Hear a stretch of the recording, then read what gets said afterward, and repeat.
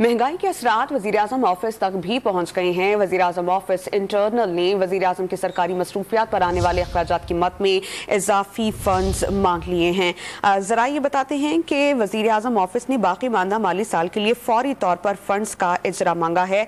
मौजूदा फंड से अखराजात पूरा करना मुश्किल हो गया है, ये मौक़िफ़ सामने आया है।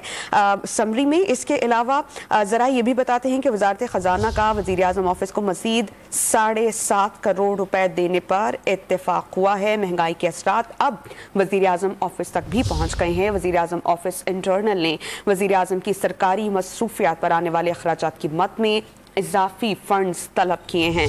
ज़रा ये बताते हैं कि वज़ीर-ए-आज़म ऑफिस ने बाकी मानदा माली साल के लिए फौरी तौर पर फंड्स का इजरा मांगा है और समरी में मौक़िफ़ ये अपनाया गया है कि मौजूदा फंड से अखराजात पूरे करना अब मुश्किल हो चुका है और इस बात पर इत्तेफाक हुआ है कि वज़ारत ख़जाना का वज़ीर-ए-आज़म ऑफिस को मज़ीद 7.5 करोड़ देने पर इत्तेफाक हुआ है और ये कहा गया है कि फौरी तौर पर इन जो पैसे हैं इजाफे मांगे हैं उनका इजरा मुमकिन बनाया जाएगा।